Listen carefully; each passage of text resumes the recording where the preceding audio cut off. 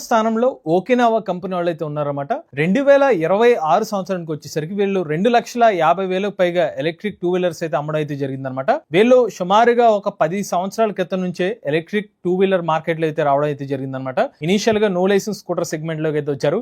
ఆ తర్వాత registration models లో కూడా ఎలక్ట్రిక్ స్కూటర్ మోడల్స్ అయితే అందిస్తున్నారు అనమాట.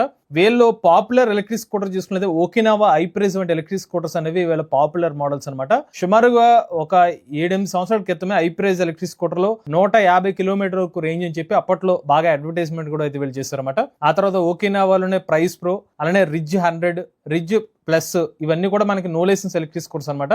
కాస్త ఆఫ్ రోడింగ్ స్కూటర్ కింద ఓకీ 90 అని ఒక ఎలక్ట్రిక్ స్కూటర్ అయితే మార్కెట్ లోకి తీసుకొచ్చారు. ఇప్పటికి కూడా వీళ్ళు ఓకీ 90 ఎలక్ట్రిక్ స్కూటర్ చాలా లిమిటెడ్ డీలర్షిప్స్ దగ్గర అయితే మాత్రం అందుబాటులో అయితే ఉందన్నమాట. రేంజ్ 160 కిలోమీటర్ వరకు రేంజ్ అయితే ఉంది. ఓకినావా కంపెనీ వాళ్ళు ఒక 3-4 ఇయర్స్ బ్యాక్ వరకు కూడా టాప్ 3 పొజిషన్లు అయితే ఉండేవారు.